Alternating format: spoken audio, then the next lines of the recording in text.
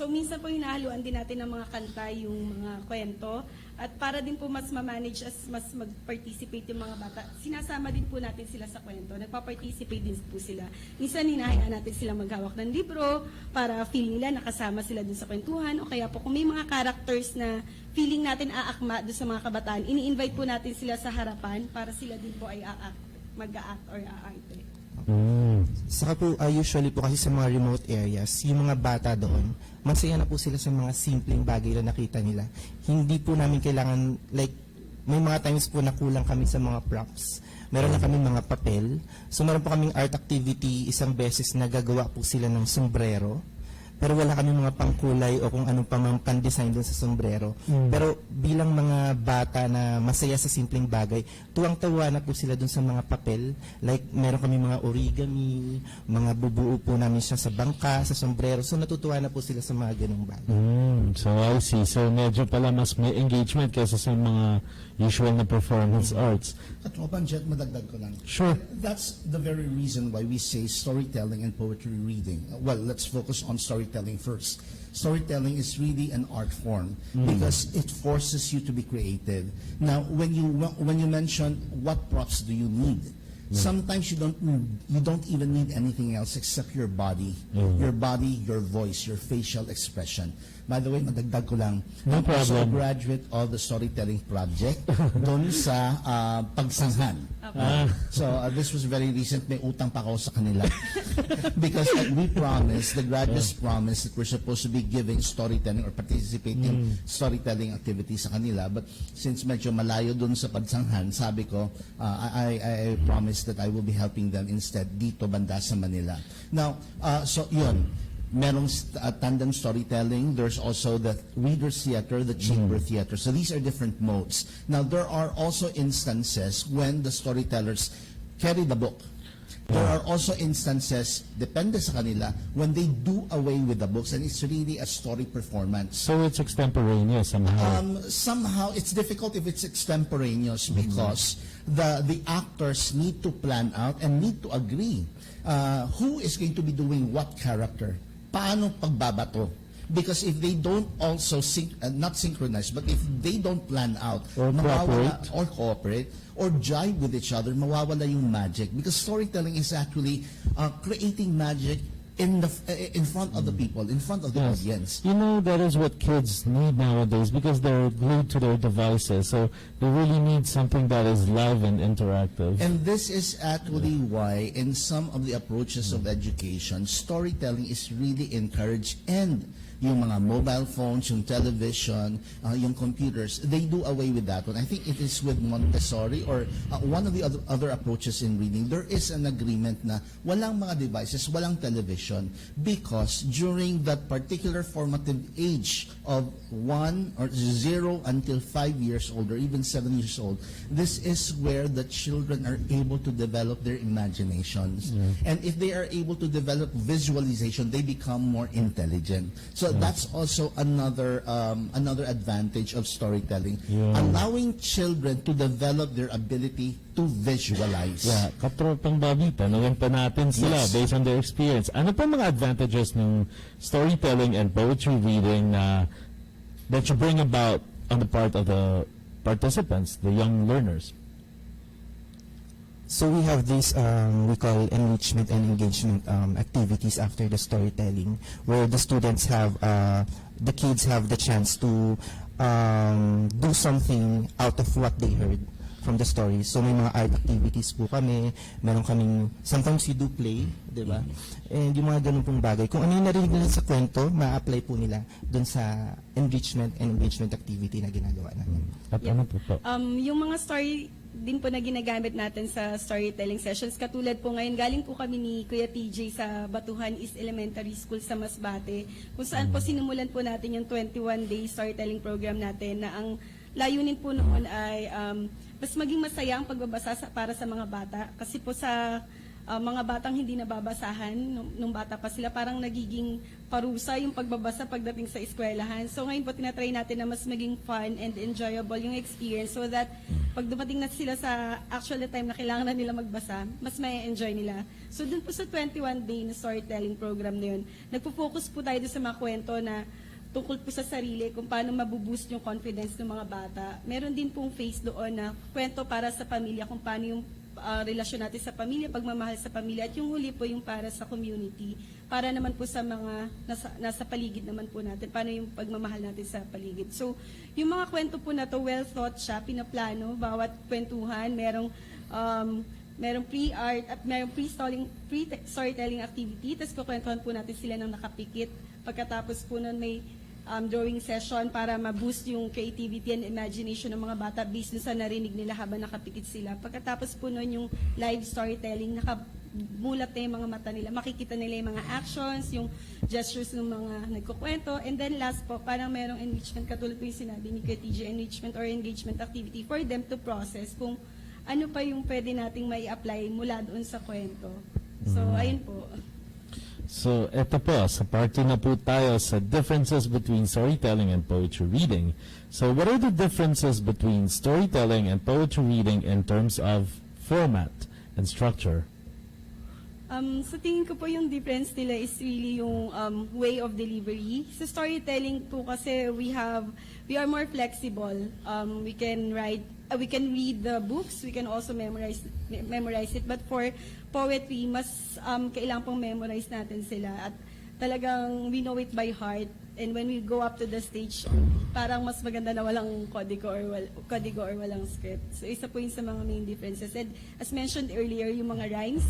So also, although there are poetry that doesn't have a rhyme, parang sa mga kids po, since yun yung mas lagi naming nakakasalamuha, mas popular po sa mga kids yung may mga rhymes kasi mas madali nilang naiintindihan or napaprocess yung kwento. Katropan Jet, I will also like to add this. Sure. One of the differences between poetry reading and storytelling is that usually when we talk about storytelling, there is acting, there is performance. In the case of poetry reading, it's still a performance art, but this is vocalized. So since it's poetry reading, usually the performer is still not required but expected to be bringing along a piece because it's poetry reading.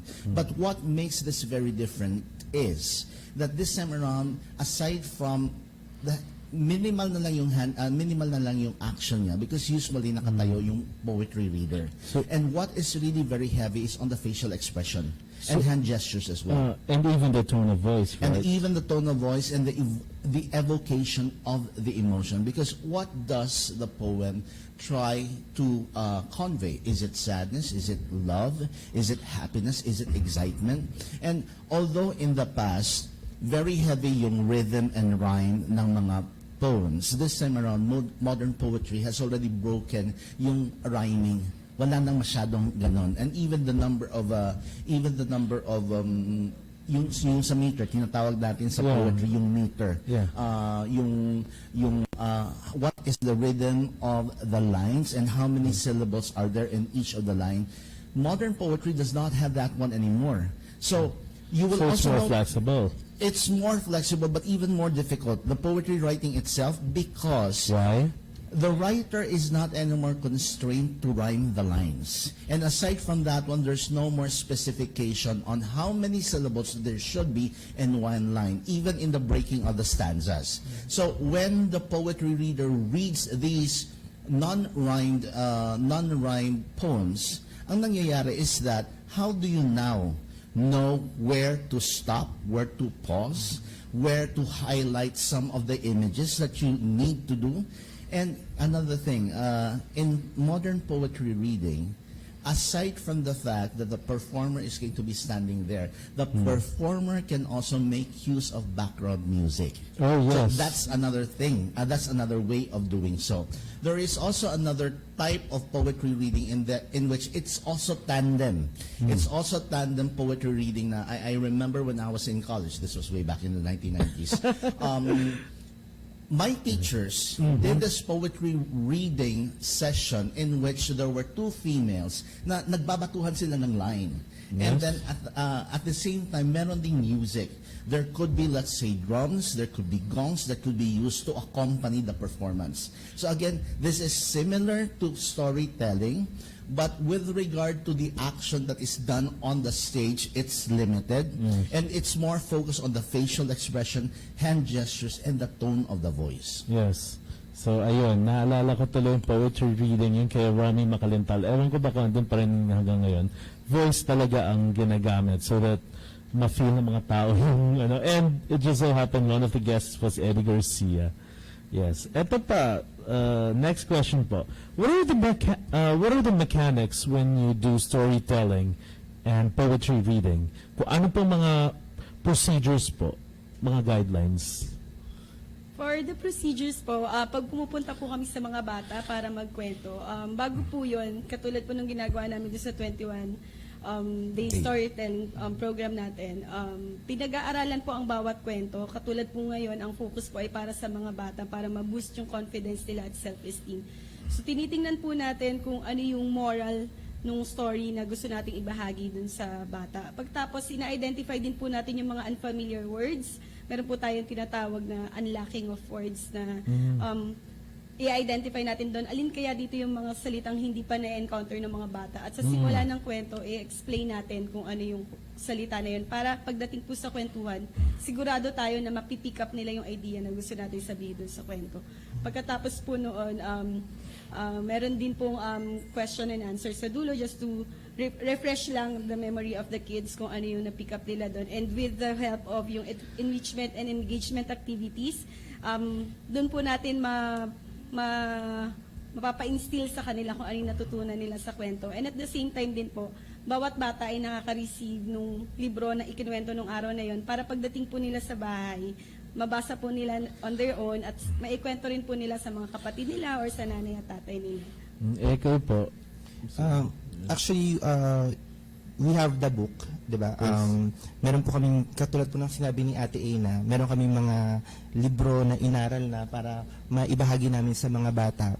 Usually po, nagkakanda kami ng read aloud. Ayun po yung tawag namin sa pagbabasa ng libro. It's actually called read aloud as opposed to what we call storytelling. Kasi po, pag sinabi po natin storytelling, ito po yung hindi mo na kailangan ng libro para ibahagi sa kanila. Kumbaga, alam mo na sa isip mo, sa puso mo, kung ano ba yung kwento na sinasabi mo. Maaaring iulit mo yung kwento na naikwento mo na libro, o ito ay maaaring kwento na nanggaling sa experience mo. So, doon po sa pakikibahagi namin sa mga bata, we mostly do read aloud stories. And it's not just basically reading the story. We have to convey our emotions. We have to do planning on how we're gonna tell it to the kids. Yeah. So, may mga planning din po nagaganap po doon sa ginagawa namin. Sa poetry naman po, ano po yung mga mechanics and guidelines? Kahit sa mga simple poems. Sa poems po, sabi nga po ni Katropang Bobby, medyo nag-evolve na po talaga yung poetry. Like yung may mga enjambments na hindi mo na alam kung ano bang klase ng form ng poetry nowadays. So I think in terms of poetry, it's just free-flowing. Like, what this poetry conveys, or how do you want this to convey the emotions to the viewers? Because may mga times po na nakakapanood din ako ng mga nagbabasa po ng poems, and mostly kung sino yung gumawa, sila din po yung talagang nagbabasa ng mga tula na ito. Kasi yung mga author na ito, sila talaga yung nakakaalam kung ano ba talaga yung mensahe na gustong iparating ng poetry. Kasi nga po sabi ko kanina, parang poetry kasi medyo hindi siya direct parang punong-puno po siya ng metaphor. So, there's no right or wrong interpretation. Yes po. But you have to listen very carefully and put it deep inside you so that you could be able to... Katropan Jet, the way I look at it, there is still a right or wrong, especially because you are supposed to deliver the message of the poet. But again, depending, there is also another stream in literary criticism and also understanding na somehow when the writer already puts out the literary output to the public, it's already open for the public's interpretation. Yes. That could be another stream of it. But good storytellers would all the time ask, what is the intention of the writer? What was the emotion? What was the emotion that the writer would like to convey? So that's something which the performer needs to know. Yes. By the way, before we go further, shout out lang kay Teacher Sara Gagatiga. Hello. She was also one of those who was their Mentors. resource persons. Si Teacher Sara was one of our guests. I remember specifically she was with us doon sa kabilang studio. Yeah, back there. Yes, that was maybe about 3-4 years ago. So parang ganun. I think so. Mga ganun. And she specifically said in some of the messages niya sa Facebook niya, I would just like to emphasize storytelling is different from story reading. Because ang daming maling, there are so many misinterpretations and a lot of people misinterpret the concept of story reading and storytelling. Storytelling is the performance arts. Yes. Story reading is the mere reading of the book, which most celebrities do. Yeah, the development of skills somehow. Pero medyo limited kasi syempre limited ang oras, limited ang preparation. Yes, before we run out of Ayun. time. Ay, ito po. What are the skills that you storytellers and poetry readers need to develop so that you could become much better at your craft? For me, siguro po, as a storyteller, I feel that I have to be more bold and to be more into the story so that I could express it and also deliver it in such a way that the audience will capture it. So, as mentioned, very important yung feel or yung vibe ng audience when we do storytelling. So, it really depends din po sa kanila. But for me, to be able to hone that craft, we are encouraged to learn a lot of through workshops because it's a continuous learning process for us. We are not also full-time storytellers, so we are volunteers and we're doing this on the side. Kaya mas kailangan po namin ng proper training pa. We're very grateful for those teachers and to those storytellers who are coordinating with the storytelling project to give us those workshops. So last dun po sa pagsanha na workshop natin, nakipag-partner po tayo kay Miss Ana, and we learned about Kamishibay. So that's another form of storytelling po. So there are a lot of ways to tell stories and we should just not stop learning. Hindi po tayo pwedeng mag-stick lang sa isang way of telling a story, and we just have to explore and make sure that these different ways will benefit our audience. And there's another style of storytelling as well, which was shared to us by the other resource person who was also our guest dito dati, si Daryl. Kaya Daryl Okay. Marco po. What he did was that with the use of merely a piece of paper, it could be an old newspaper, and then yung paper cutting niya, while he was telling the story, he began cutting the paper with his hands, and then eventually at the end of the story, not shred it, but really somehow come up with a figure out of the piece of newspaper. And at the end of the story, pinakita niya kung ano yung nangyari sa newspaper. Well, so that's another creative way of delivering your story. Yeah, that really needs a lot I'm of very skill. sure that TSP has a lot of activities lined up na gagawin nila. May utang pa rin ako sa kanila. So I will be joining them in one of their storytelling activities sometime in the future. But eto na nga yung sinasabi natin, to be able to develop your craft further, you should also learn from the other storytellers, absorb other storytellers. Mga activities niyo in the future which you would like to invite the public? So currently meron po kami yung Masbate na community na kinakanta kami ng Phase 1, 21 Day Storytelling. So after that we have Phase 2 which we are building a library for them. And then Phase 3 naman po is yung Book Readers Club for the kids para po yung sustainability ng programa. And currently po we're gathering sponsors for our project. So if you want to donate po dun sa mga bata, you could actually sponsor a kid. So just go through our Facebook page, the Storytelling Project, to know more about how to sponsor a kid. Yes. So thank you very much for coming. Thank you very much. Papa. It was So an much honor to have you. Katropang Jet, you know what? Even storytelling can be a very effective way of losing weight. Oh, Why? could you tell me about it? It's a performance art. It's a performance art, and so in the process of delivering your story, in the process of delivering your story, you move. You can run around. You can even do cardio in the process. But yung cardio mo, of course, related sa story mo. So you act it out. You also follow a particular rhythm. You can use clapping of hands. You can even do dance moves to be able to engage your audience, because storytelling is also a participatory form of art.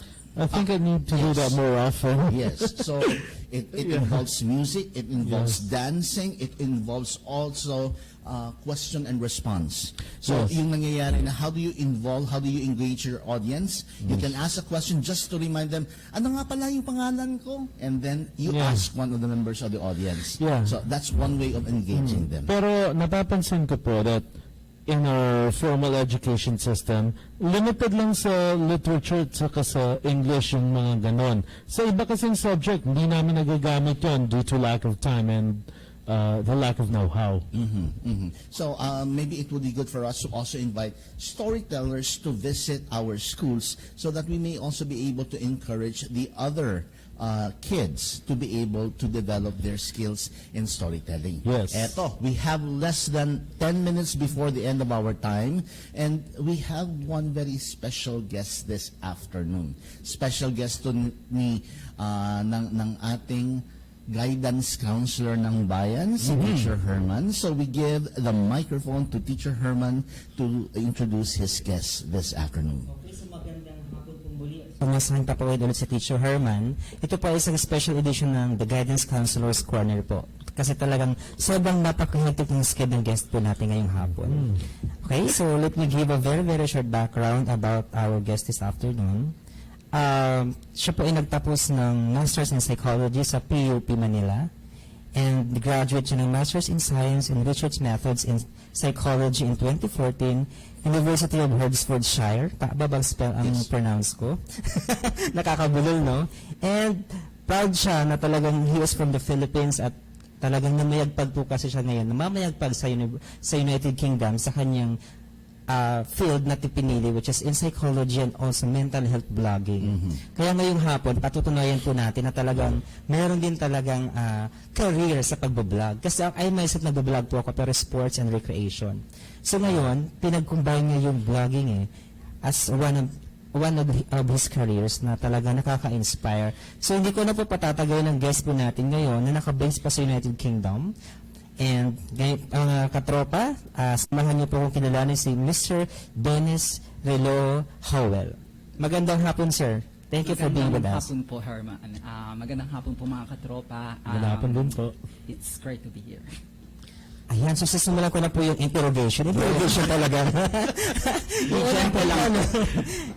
Sa pagkakaalam ko kasi ay talagang nasa blogging siya, and ang isa sa background na nalaman ko, from travel blog, naging siyang mental health blog. So, Sir Dennis, pakibigyan linaw kung paano ka nagsimula sa blogging at kumbaga ano yung naging transformation ng career mo from sa psychology tapos na-convert mo into blogging. Okay. Siguro po simulan ko po muna yung kwento ko kung ano po ba talaga yung blog. Ang blog is an informal website na minamanage natin. Ina-update po natin ito kagaya ng pag-update natin ng diary. So doon po sa tanong niyo kung paano po ako nag-start, 2004 po ako nag-start mag-blog. So I've been blogging for 15 years. I just share my opinions because I'm quite opinionated about politics, about religion, and so on. And then, a year after po, because I love traveling to different countries, so naging travel blog po siya. Tapos, nung nag-master's degree po ako sa UK, I developed my interest into mental health blogging. So, doon na po nagsimula yun. So, ang ganda naman. Ngayon naman, gusto kong ay, pati siya, pero ka follow-up question. Yung gusto ko lang sabihin is that I'm quite sure sa UK, marami talagang kailangan ng mental health assistance, especially because nawiwindang pa sila sa Brexit nila, na hindi nila alam kung paano nila isosolve. Aside from that one, they have a new Prime Minister na medyo kagaya din mag-isip ni Trump. So, Boris Johnson. marami talagang nawiwindang sa United Kingdom ngayon. Which leads me to the next question. So ano po yung response o I mean yung nagiging impact ng blog mo? Siguro sa context ng UK muna. Siguro sila naman yung talagang client. No? Pero of course worldwide naman yung yung viewers or yung readers. Ang target audience po talaga nung blog ko, PsychReg, print note ko na agad. PsychReg is UK, US, and Philippines. Yun po talaga yung pinanggagalingan ng traffic ko. Yung traffic po is yung source ng visits sa isang website. So yun po yung pinanggagalingan ng traffic ko. The way I write the article, so the way I source my articles, it's designed to be consumed by regardless of your geographical location. So, yung kagaya po niya na sabi niyo about Brexit, minsan may mga article po ako about Brexit, pero hindi siya UK-centric or US-centric. It's meant to be consumed by a wide group Worldwide. of So what kind of topics do you deal with? Ang branding po nung blog ko is psychology, mental health, and well-being. So marami pong saklaw yon. Basta may kinalaman po sa tatlong tema nung website, pinapublish po. More recently, I published an article about child abuse. My most popular website, kung kilala niyo po si Dr. Jordan Peterson, he's a quite controversial clinical psychologist in Canada. Yun po yung pinaka-popular na article. Siguro maganda rin tingnan no ano yung mga nagiging advantage nung you have this blog.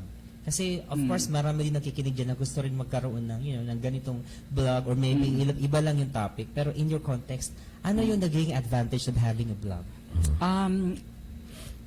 Una, syempre, I'll be honest, yung kita. Pangalawa, yung it's an interest. So 15 years ko na siyang ginagawa. So part na yun ng sistema ko. So I really treat it as a full-time job. So gumigising ako ng 6 and then I start working on my website at 8 and then I finish at 5. So siguro ang isang advantage nun is somehow I'm able to contribute to the discipline of psychology and mental health. At sinasabayan ko rin yun ng pag-organize ng conference kung saan nga tayo nagkita Yes last po, year. Teacher Bob. Doon po kami nakita ni Sir Dennis. No? Yes. And doon ko nga siyang nasabihan na kung baka pwede siyang maging part ng or maging guest ng ating Yeah. show.